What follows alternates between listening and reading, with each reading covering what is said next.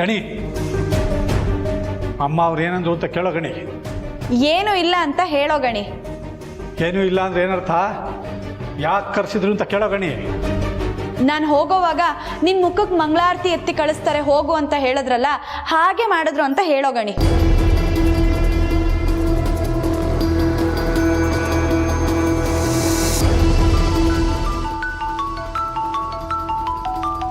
ಅಯ್ಯೋ, ಅಖಿಲಮ್ಮ ಫೋನ್ ಮಾಡಿದ್ದಾರೆ. ಮತ್ತೇನು ಎಡವಟ್ ಮಾಡ್ಕೊಂಬಂದ್ಲೋ ಏನೋ. ಅಪ್ಪ ಮೊದಲು ಫೋನ್ ಎತ್ತು ಮಾತಾಡು. ಸುಮ್ಮನೆ ನೀನೇ ಏನೇನೋ ಯೋಚನೆ ಮಾಡಿ ಅಕ್ಕನ ಬಗ್ಗೆ ತಪ್ಪಾಗಿ ಅರ್ಥ ಮಾಡ್ಕೋಬೇಡ.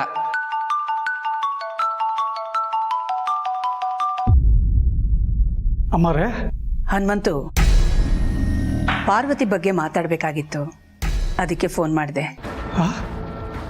ಪಾರ್ವತಿ ಬಗ್ಗೆನಾ? ಅಮ್ಮರೇ, ಅವಳೇನಾದರೂ ಮತ್ತೆ ಎಡವಟ್ಟು ಮಾಡಿದರೆ ದಯವಿಟ್ಟು ಮನಸ್ಸಿಗೆ ಹಾಕೋಬೇಡಿ, ಕ್ಷಮಿಸ್ಬಿಡಿ. ಹನುಮಂತು, ಯಾರು ಹೇಳಿದ್ದು ಪಾರ್ವತಿ ತಪ್ಪು ಮಾಡಿದಾಳೆ ಅಂತ? ಬೆನ್ ತಟ್ಟಿ ಶಭಾಷ್ ಅನ್ಬೇಕು, ಅಂಥ ಕೆಲಸ ಮಾಡಿದಾಳೆ. ಏನು ಹೇಳ್ತಿದ್ದೀರಿ ಅಮ್ಮವ್ರೆ? ನನ್ನ ಪಾರ್ವತಿ ನಿಮ್ಮಿಂದ ಶಾಬಾಸ್ ಅನ್ನಿಸ್ಕೊಳ್ಳೋ ಕೆಲಸ ಮಾಡಿದಾಳಾ? ನನಗೆ ನಂಬೋದಕ್ಕೆ ಆಗ್ತಾ ಇಲ್ಲ ಅಮ್ಮವ್ರೆ. ನಂಬಲೇಬೇಕು ಹನುಮಂತು. ಅಂಥದ್ದೇನು ಮಾಡಿದ್ಲು ಅಮ್ಮವ್ರೆ? ಅನೇಕ ಜನರ ಜೀವ ಉಳಿಸೋದಕ್ಕೆ, ಜೀವನ ರೂಪಿಸೋದಕ್ಕೆ ಒಂದು ಅದ್ಭುತವಾದ ಸಲಹೆ ಕೊಟ್ಟಿದ್ದಾಳೆ ನಮ್ಮ ಪಾರ್ವತಿ.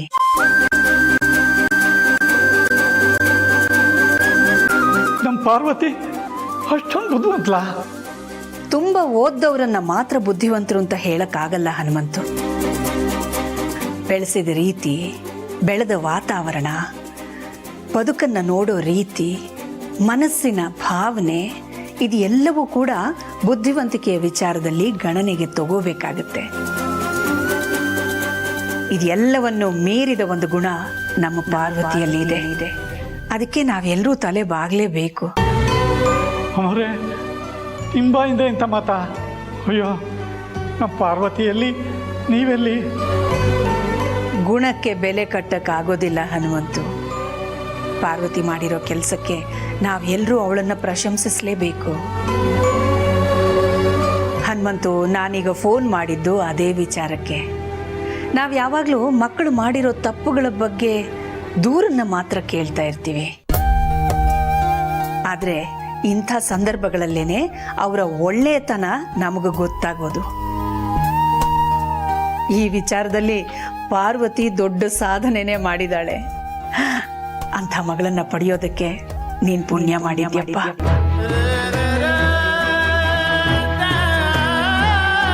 ಹನುಮಂತು, ಅಮ್ಮವ್ರೆ, ಪಾರ್ವತಿನ ಮನಸಾರೆ ಅಭಿನಂದಿಸು.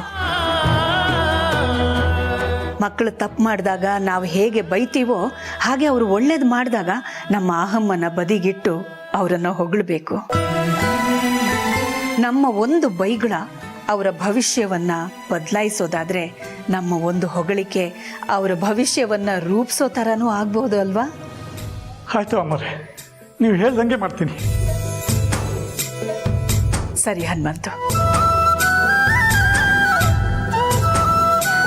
ಅಪ್ಪ, ನಾನು ಹೇಳಿರ್ಲಿಲ್ವಾ ಅಕ್ಕ ಏನು ತಪ್ಪು ಮಾಡಿರಲ್ಲ ಅಂತ? ಹೌದು ಕಣೋ, ನನ್ನ ಪಾರ್ವತಿ ಯಾವತ್ತೂ ತಪ್ಪು ಮಾಡಲ್ಲ.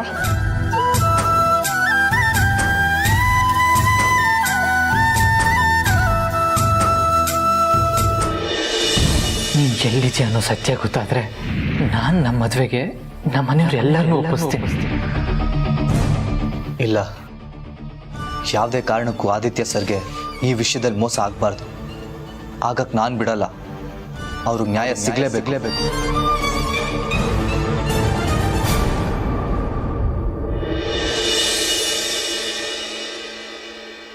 ನೀನು ನನ್ನ ಮಗಳಲ್ಲ ಪಾರು, ನನ್ನ ತಾಯಿನೇ.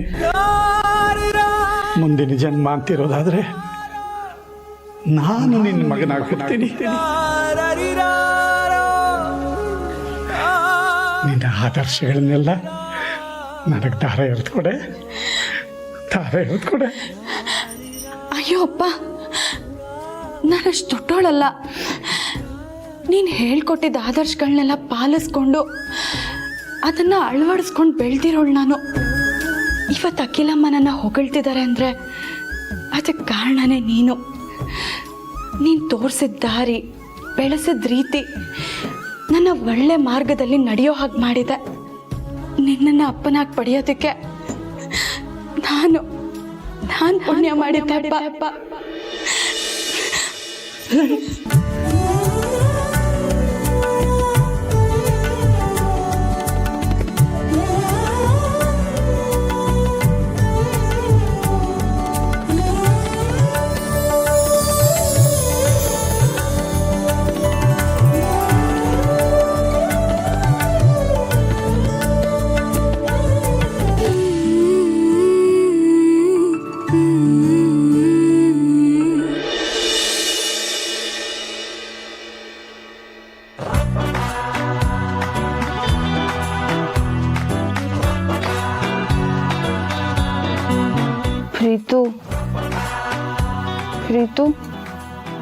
ಪ್ರೀತು ಎದ್ದೇಳು.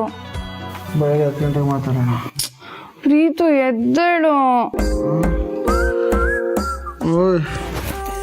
ಏನಿಂದು ನಾನು ಹಬ್ಸಿದ್ರೆ ಒತ್ತು ಗೊತ್ತಿಲ್ಲ ಅಂತ ಕೇಳ್ತೆ, ನೀನು ಮಾತ್ರ ಯಾವ ಟೈಮ್ನಾದ್ರೂ ಹಬ್ಸ್ಬೋದಾ? ಸದಾ ಶಿವಂಗ್ ಅದೇ ಧ್ಯಾನ ಅನ್ನೋ ಹಾಗೆ ನಿನಗೆ ಯಾವಾಗಲೂ ಅದ್ರದ್ದೇ ಚಿಂತೆ ಅಲ್ವಾ?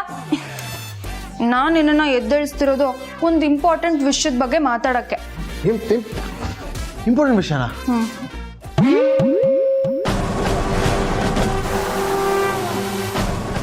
ಹೇಯ್, ಇಲ್ಲೇ ತಾಳಿ.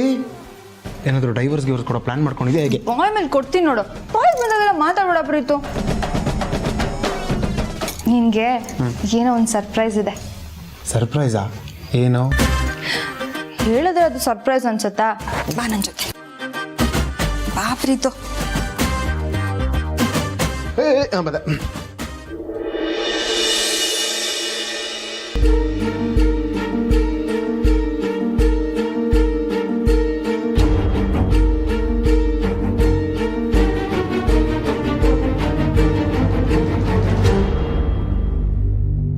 ಹಾಯ್ ಸರ್, ನಾನು ನಿಮ್ಮ ಹತ್ರ ಲೋಗೋ ಕಣ್ಣಿನ ಬಗ್ಗೆ ಮಾತಾಡಬೇಕಿತ್ತು. ನಾಳೆ 10 ಗಂಟೆಗೆ ಸಿಗೋಣ ಸರ್.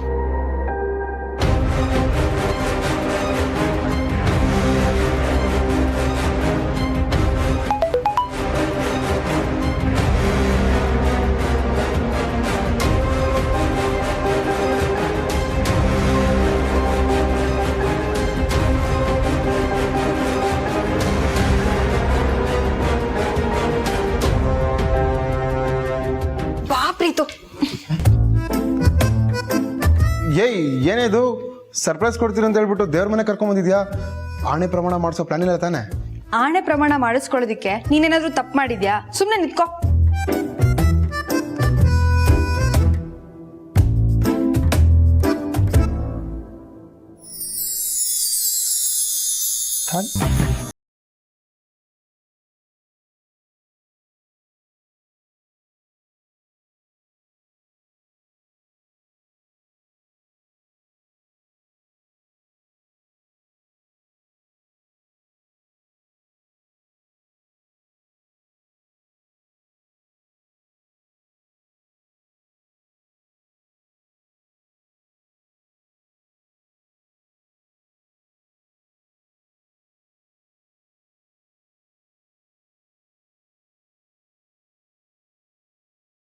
ಇದನ್ ಮತ್ತೆ ತಾಳಿ ಕಟ್ಸ್ಕೊಳ್ತೀಯಾ?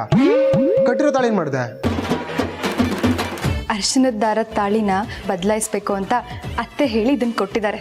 ತಗೋ ಕಟ್ಟು. ಓಹೋ, ಇದ ವಿಷಯ. ಆದ್ರೂ ಇದಕ್ಕೇನು ಹೊತ್ತು ಗೊತ್ತು ಅಂತಿಲ್ವಾ? ಇದೆ, ಆದ್ರೆ ಈ ಟೈಮಲ್ಲೇ ಯಾಕೆ ಇದನ್ನ ನಿನ್ನ ಹತ್ರ ಕಟ್ಟಿಸ್ಕೋಬೇಕು ಅಂತಿದ್ದೀನಿ ಹೇಳು? ಈಗ ಟೈಮ್ ಎಷ್ಟು? 1:30. ಎಷ್ಟು? ಅದೇ ಮಧ್ಯರಾತ್ರಿ 1:30. ಈ ಟೈಮ್ ಸ್ಪೆಷಲ್ ಏನು ಹೇಳು?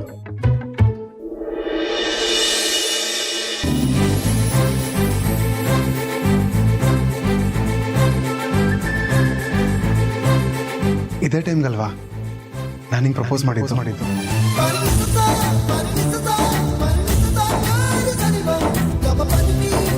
ನೀವು ಹುಡುಗರೇ ಹೀಗಲ್ವಾ? ಮದ್ವೆ ಆದ ಕೂಡಲೇ ಹಳೆದನ್ನೆಲ್ಲ ಮರ್ತು ಬಿಡ್ತೀರಾ. ಯಾಕಂದರೆ ಇದನ್ನೆಲ್ಲ ನೀವು ನೆನಪಲ್ಲಿ ಇಟ್ಕೊಂಡಿರ್ತೀರ ಅನ್ನೋ ನಂಬಿಕೆಯಿಂದ. ಇದಕ್ಕೇನು ಕಮ್ಮಿ ಇಲ್ಲ. ಸರಿ, ದೇವ್ರಿಗೆ ಕೈ ಮುಗ್ದು ಈ ತಾಳಿ ಕಟ್ಟು. ಅಪ್ಪ ದೇವ್ರೆ, ಇನ್ನು 5 ವರ್ಷದಲ್ಲಿ 7 ಜನ ಕಡಕ್ಕಾಗಿರೋ ಮಕ್ಕಳು ಹುಟ್ಟುವಾಗ ಮಾಡಪ್ಪ. 7 ಜನನಾ? ಏಕೆ? ಕಬಡ್ಡಿ ಟೀಮ್ ಕಟ್ಟಕ್ಕೆ. ಡಜನ್ ಬೇಡ್ವಾ? ಡಜನಾ? ಏಕೆ? 5 ಜನ extra players. Correct.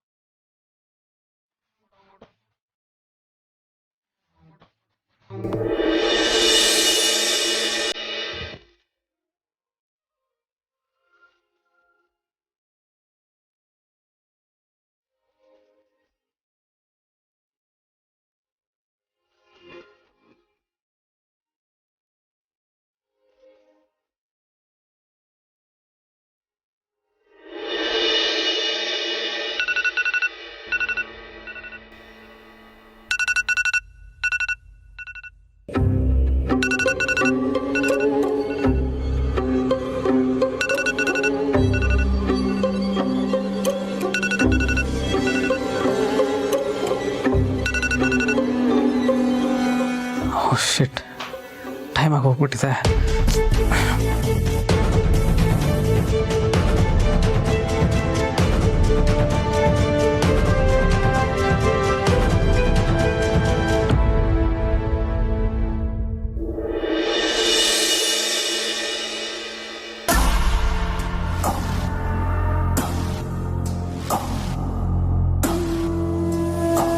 Good morning.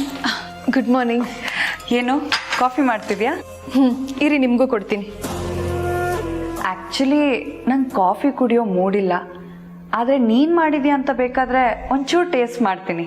ಸರಿ.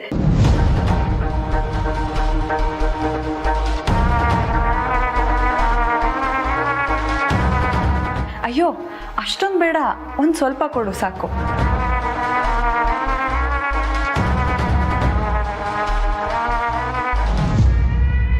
ಸಾಕ? ಸಾಕು.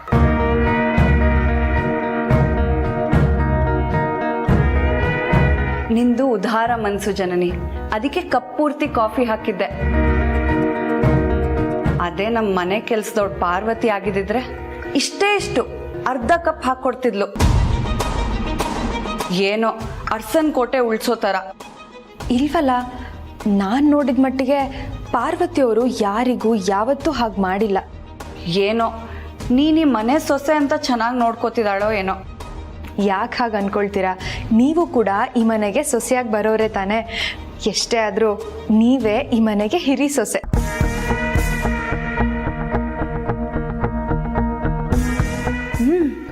ವಾವ್, ಇಷ್ಟು ಚೆನ್ನಾಗಿ ಕಾಫಿ ಮಾಡ್ತೀಯ ಅಂತ ನಂಗೆ ಗೊತ್ತೇ ಇರಲಿಲ್ಲ ಜನನಿ. ಸಕ್ಕತ್ತಾಗಿದೆ. Thank you. ಆದರೆ ನಮ್ಮ ಪಾರ್ವತಿಯವರು ಚೆನ್ನಾಗಿ ಮಾಡೋದಕ್ಕೆ ನನಗೆ ಬರಲ್ಲ.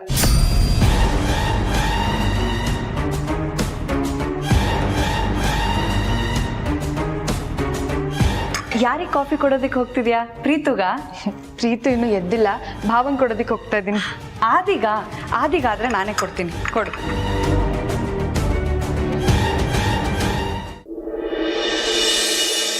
ಪಾರ್ವತಿ, ಪಾರ್ವತಿ, ಅಮ್ಮ ಪಾರ್ವತಿ. ಏನಪ್ಪ, ಯಾಕಿಷ್ಟು ಗಾಬರಿ ಆಗಿದ್ಯಾ? ಅದು ಅಮ್ಮವರು ನಿನ್ನ ಅರ್ಜೆಂಟಾಗಿ ನೋಡ್ಬೇಕಂತೆ, ಏನು ಮಾತಾಡ್ಬೇಕಂತೆ. ಅಷ್ಟೇ ತಾನೇ, ನೀನು ಯಾಕೆ ಇಷ್ಟು ಗಾಬರಿ ಆಗಿದ್ಯಾ? ತಡಿ, ಹೋಗಿ ನಾನು ಮಾತಾಡ್ಕೊಂಬರ್ತೀನಿ. ಪಾರ್ವತಿ. ಏನಪ್ಪ? ಮಗಳೇ, ಏನೇ ಮಾತಾಡೋದಿದ್ರು ನೋಡ್ಕೊಂಡು ಮಾತಾಡು. ಅಮ್ಮವ್ರು ಏನೇ ಕೇಳಿದ್ರು ಎದುರು ಉತ್ತರ ಕೊಡಬೇಡ. ಯಾರಿಗೂ ನೋವಾಗದೇ ಇರೋ ಥರ ನೋಡ್ಕೊಮ್ಮ. ಸ್ವಲ್ಪ ತಾಳ್ಮೆಯಿಂದಿರು. ಮುಗೀತಾ? ನಾನು ನಿನ್ನ ಮಗಳಪ್ಪ. ಯಾವ ವಿಚಾರನ ಎಲ್ಲಿ ಹೇಗೆ ಮಾತಾಡಬೇಕು ಅಂತ ನಂಗೆ ಚೆನ್ನಾಗಿ ಗೊತ್ತು. ನೀನು ಯಾಕೆ ಸುಮ್ಮನೆ ಗಾಬರಿ ಆಗ್ತಿದ್ಯಾ? ಅಷ್ಟಕ್ಕೂ ಅಮ್ಮೋರು ನನಗೆ ಬರೋದಕ್ಕೆ ಹೇಳಿರೋದು ಜಗಳ ಮಾಡೋದಕ್ಕಂತೂ ಅಲ್ಲ. ನಾನು ಜಗಳ ಮಾಡೋದಕ್ಕೂ ಹೋಗ್ತಾ ಇಲ್ಲ, ಸರಿನಾ? ಆಯಿತು ಮಗಳೇ. ನೋಡು, ನಾನು ಯಾಕೆ ಹಾಗೆ ಅಂದೆ ಅಂದರೆ ಒಂದು ಸರ್ತಿ ನಿಷ್ಠೂರ ಆಡ್ಬಿಟ್ರೆ ಆಮೇಲೆ ಸರಿಪಡಿಸ್ಕೊಳ್ಳೋದಕ್ಕಾಗಲ್ಲ. ಏನೇ ಮಾತಾಡಬೇಕು ಅಂದರೂ ಯೋಚನೆ ಮಾಡಬೇಕು, ಉತ್ತರ ಕೊಡಬೇಕು ಅಂದರೆ ತಾಳ್ಮೆಯಿಂದ ಇರಬೇಕು. ಅಪ್ಪ, ನಾನೇನು ಅಖಿಲಮ್ಮನ ಮನೆಗೆ ಪರೀಕ್ಷೆ ಬರೆಯೋದಕ್ಕೆ ಹೋಗ್ತಾ ಇದ್ದೀನಾ? ಏನೋ ಮಾತಾಡೋದಿರುತ್ತೆ, ಅದಕ್ಕೆ ಬಾ ಅಂತ ಕರೆದಿದ್ದಾರೆ. ಅಷ್ಟಕ್ಕೆಲ್ಲ ನೀನು ಯಾಕೆ ಗಾಬರಿ ಮಾಡ್ಕೋತಿದ್ಯಾ? ಆರಾಮಾಗಿರು, ನಾ ಹೋಗ್ಬಿಟ್ಟು ಬರ್ತೀನಿ.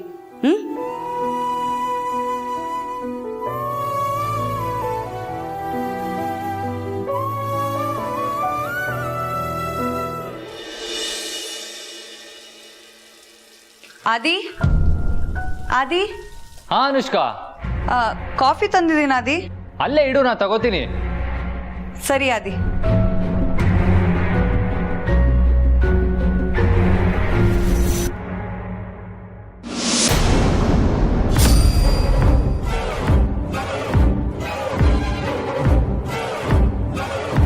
ಹರೀಶ್ ಏನೋ ಮೆಸೇಜ್ ಮಾಡಿರೋ ಆಗಿದೆ.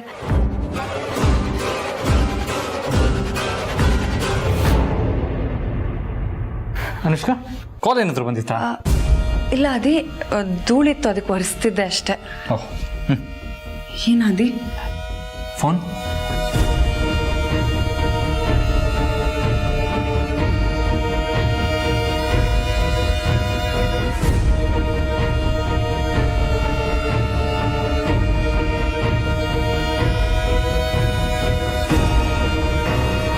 ಅನುಷ್ಕಾ, ಯಾಕೆ ಒಂಥರ ಇದೆಯಾ?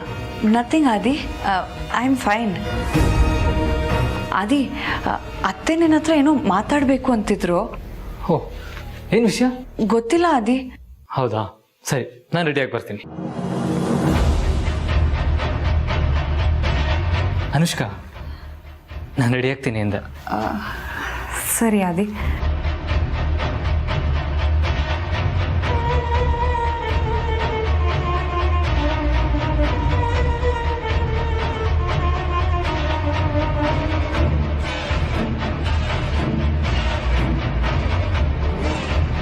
ಏನು ಅನುಷ್ಕಾ? ಕಾಫಿ ಬಿಸಿ ಇದ್ದಾಗಲೇ ಕುಡಿಬೇಕು. ನಾನು ನಿಂಗೋಸ್ಕರ ಮಾಡ್ಕೊಂಡು ತಂದೆ, ಅದಕ್ಕೆ.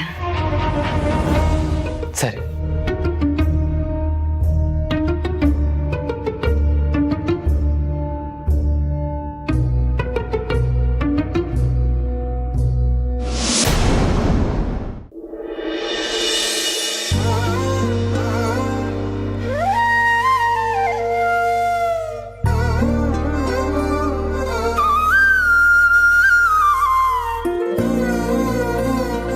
ಜನನಿಯವರೇ, ಈ ಮನೆಗೆ ಇವತ್ತು ಹೊಸ ಕಳೆ ಬಂತು ನೋಡಿ. ಹೌದಾ? ಹೇಗೆ? ಹೇಗೆ ಅಂದ್ರೆ, ಈ ಮನೆ ಸೊಸೆಯಾಗಿರೋ ನೀವು ರಂಗೋಲಿ ಹಾಕ್ತಿದ್ರಲ್ಲ, ಅದಕ್ಕೆ. ಸುಮ್ಮನೆ ಹೇಳ್ಬೇಡಿ. ನಿಜ ಜನನಿಯವರೇ. ಹಾಗಾದ್ರೆ ಇಷ್ಟು ದಿನ ನೀವು ಈ ಮನೆಗೆ ರಂಗೋಲಿ ಹಾಕ್ತಿದ್ರಿ, ಆಗ್ಲೂ ಇದೇ ಕಳೆ ಇರ್ತಿತ್ತು. ಹಾಗಂದ್ರೆ ಏನರ್ಥ? ನೀವು ಈ ಮನೆ ಸೊಸೆ ಅಂತನಾ?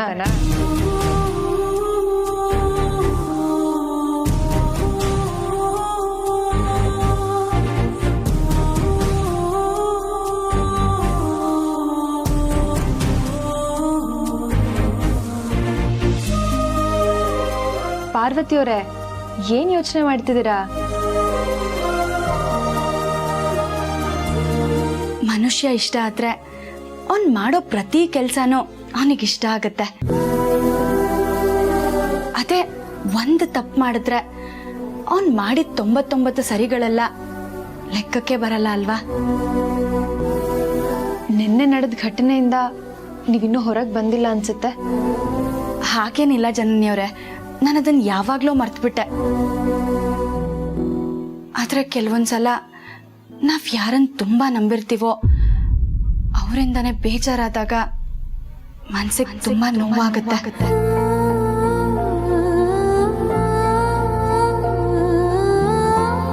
ಅರಸನಕೋಟೆ ಅಖಿಲಾಂಡೇಶ್ವರಿ ಅವ್ರು ಮಾಡಿರೋದು ತಪ್ಪು ತಪ್ಪು ತಪ್ಪು.